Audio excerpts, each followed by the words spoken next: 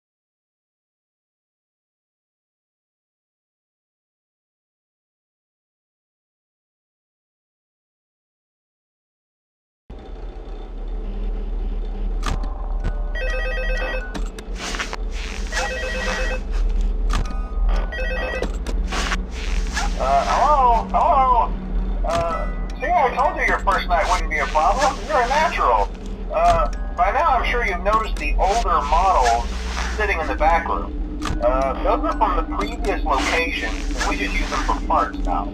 The idea at first was to repair them. They even started retrofitting them with some of the newer technology, but they were just so ugly, you know, and the smell. So the company decided to just go in a whole new direction and make them super kid-friendly. Those older ones shouldn't be able to walk around, but if they do, the whole Freddy head trick should work on them too, so whatever. I loved those old characters. Did you ever see Foxy the Pirate? Oh wait, Foxy. Oh yeah, Foxy. Hey listen, that one was always a bit twitchy. I'm not sure if the Freddy head trick will work on Foxy. If for some reason he activates during the night, and you see him standing at the far end of the hall, just flash your light at him from time to time. Those older models would always get disoriented with bright light. It would cause a system restart or something. Come to think of it, you might want to try that on any room where something undesirable might be. It might hold him in place for a few seconds. That glitch might have carried over to the newer models too. One more thing, don't forget the music box. I'll be honest, I never liked that puppet thing. It's always thinking, and it can go anywhere. I don't think the Freddy mask will fool it, so just don't forget the music box. Anyway, I'm sure it won't be a problem. Have a good night, and I'll talk to you tomorrow.